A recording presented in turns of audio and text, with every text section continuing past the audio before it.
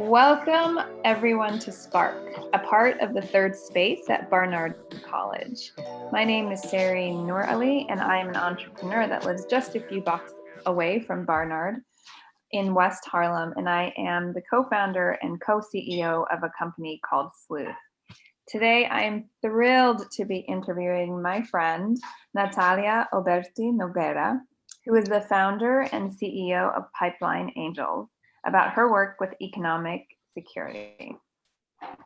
Ms. Oberti Noguera is the founder and CEO of Pipeline Angels, which is changing the face of angel investing and creating capital for women and non-binary femme social entrepreneurs.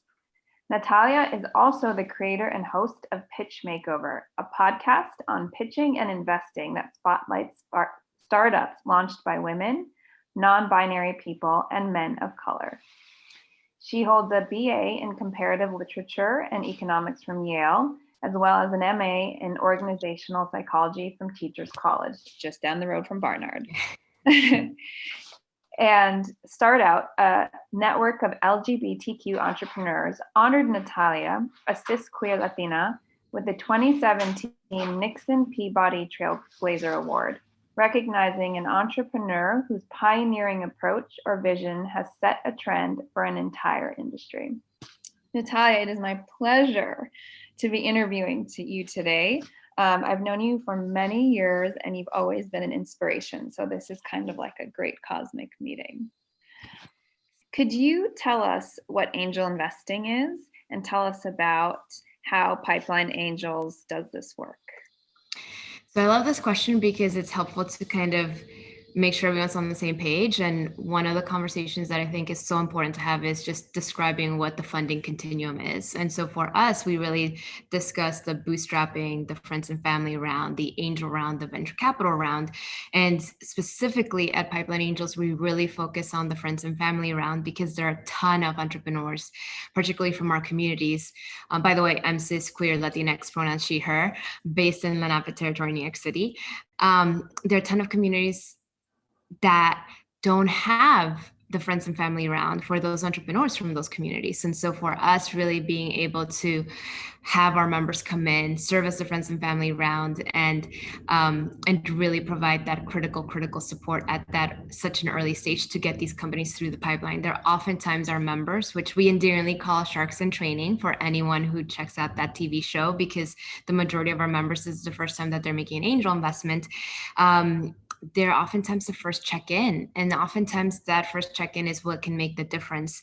Now, when it comes to friends and family and angel round, a really easy way, to just describe the difference between like angel investing, venture capital, et cetera, is like angel investors invest their own money. And venture capitalists oftentimes are investing other people's money. That is just the easiest way to think about it, that angels invest their own money and then venture capitalists invest other people's money. And of course, because we are talking about ThirdSpace, what does this have to do also in terms of venture capital? So our members are literally changing the face of angel investing. And the other key piece is that they have an opportunity to change the face of venture capital by investing in funds led by women, non-binary people, and men of color.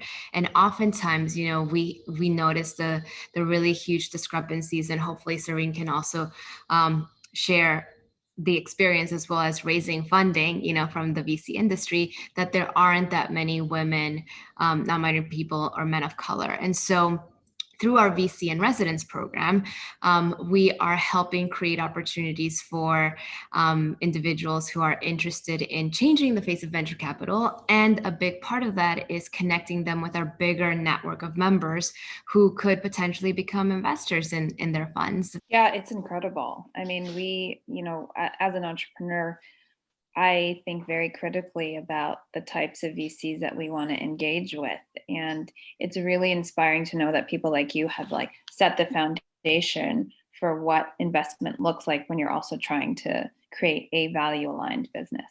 So I'm a huge fan, as I've said many times. Okay, my next question. As you know, Spark is about igniting change. For you, what is sparking you? What is energizing and igniting you at this time as you do your work? It starts with like the interview, like someone applies to our programs, whether it's our angel investing program or our VC and residence program.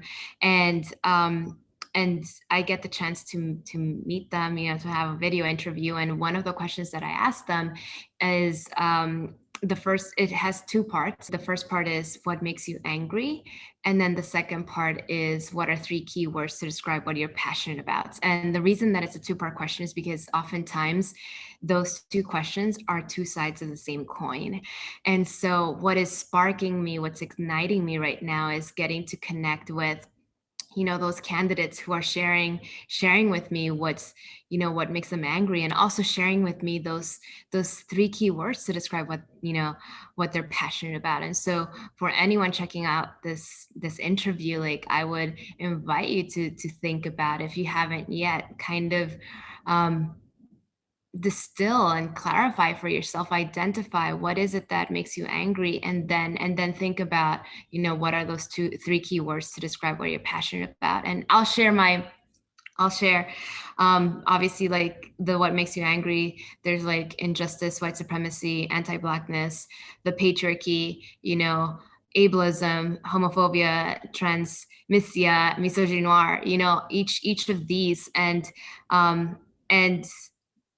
then like, in terms inequities, like injustice, these are big picture words, and at the same time they have big real life impact, which then brings me to the three key words that I'm passionate about, which include, number one, amplifying, number two, inclusion, and number three, of course, I'm going to bring up TV.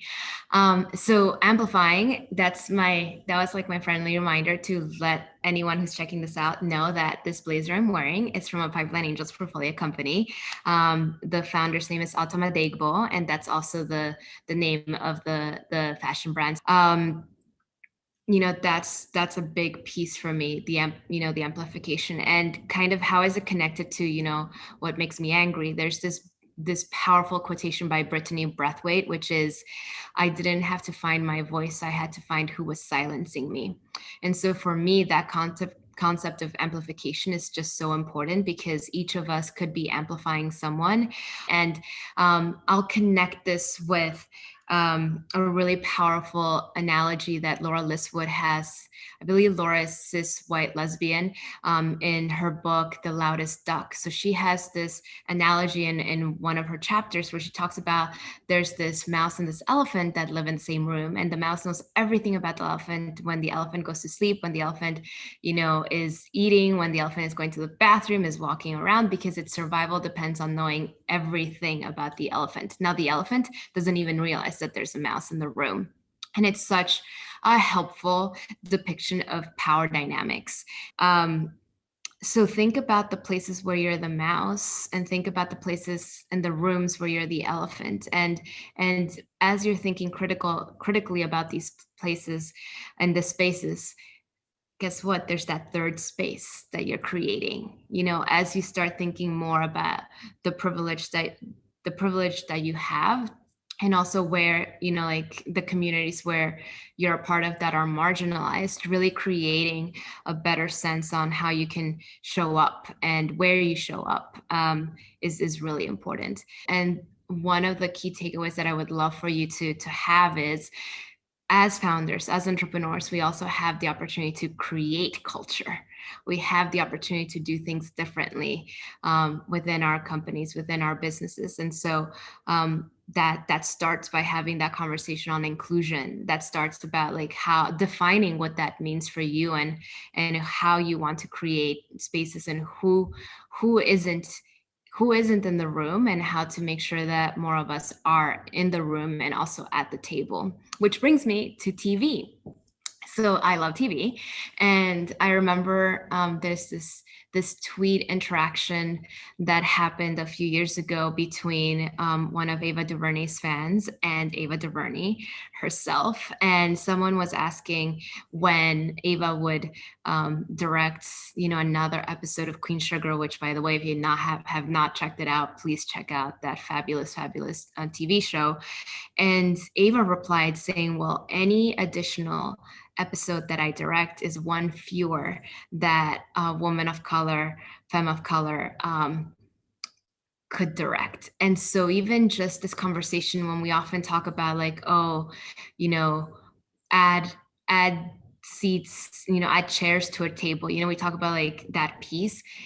Ultimately, we should also be talking about like, is there a chair that you right now are holding that you could actually literally give to someone else? Like, it's not just about how many of us can be in the room. It's also like, are there spaces where you are taking up space and you could actually give that opportunity to someone else? And that was just so powerful. And also, I'll say poignant and hashtag bittersweet, because who is saying this? It's one of the few Black women femme creators, directors, and it's acknowledging that what she's doing and how she's leading.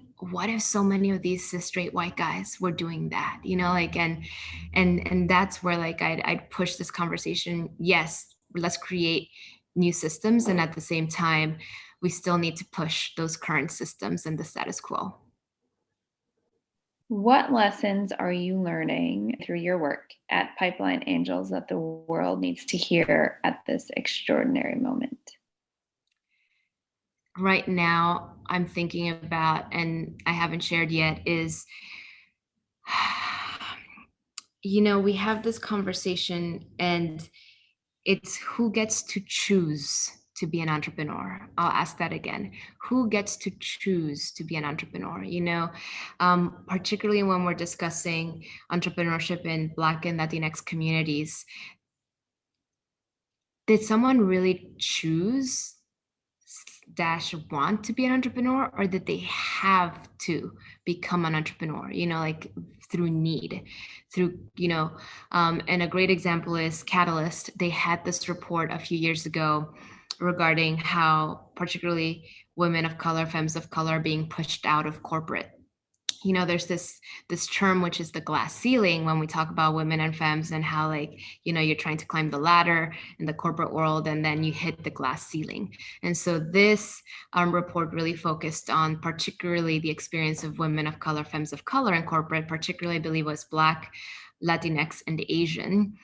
And they came up with this term, which was the concrete ceiling, because it's not just about the sexism, the patriarchy, it's also the racism, the white supremacy pieces of it. And so it's so important for us to have conversation about like who is getting pushed out of corporate, alongside the conversations on who are the fastest growing demographics when it comes to entrepreneurship, which oftentimes the conversation is women of color, femme of color entrepreneurs. They're just growing.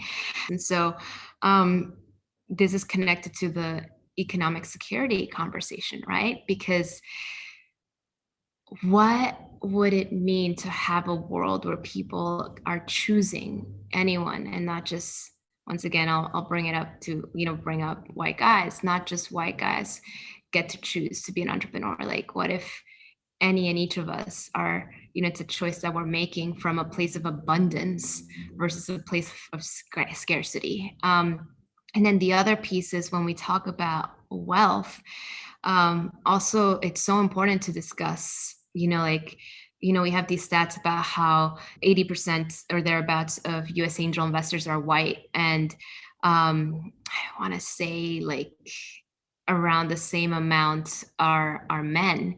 And at the same time, when we discuss wealth, I think in 2018, there was a report by Center of American Progress that found that the median wealth of a white family is about $140,000. The median wealth of a Latinx family is about $20,000, and the median wealth of a Black family is about $17,000. So When we're discussing these numbers and then we're discussing the lack of representation, yes, a big piece is that a lot of our communities might not know that, hey, guess what? We could build wealth through angel investing, through venture capital, through entrepreneurship, because that is actually a big piece of the conversation. So yes, we should have that conversation about education, information, awareness. We also need to not forget the access piece. We also need to not forget that in order to make the pie bigger, we need to also push and have systems lean in. We have this concept of leaning in, and that's at the individual level. And you know what? Sometimes that is needed because there are systems, and learning what the games are and how they're played is really important. And at the same time, it's think about any space you're in, and if you have influence on the system, how can you have the system lean in? I know we only have a few minutes left. So, if there is a college student who wants to get involved with the work that you're doing, broadly and specifically, what would their first move be? If you are an entrepreneur, we would invite you and encourage you to apply to a Pipeline Angels Pitch Summit. So go to our website, pipelineangels.com/pitch. If you are thinking about getting into the venture capital space, I'd encourage you to check out our VC and residence program. And so I say those are the two, first ones that come to mind. Thank you. I know there's more information about your work going live on the ThirdSpace Spark website. So viewers can read about some of the resources you mentioned, more about Pipeline Angels. But thank you so much, Natalia, for your time and your wisdom today. Yeah, I'm glad to have gotten to spend some time with you, Sehreen. Thank you for this conversation. And here's to sparking and igniting change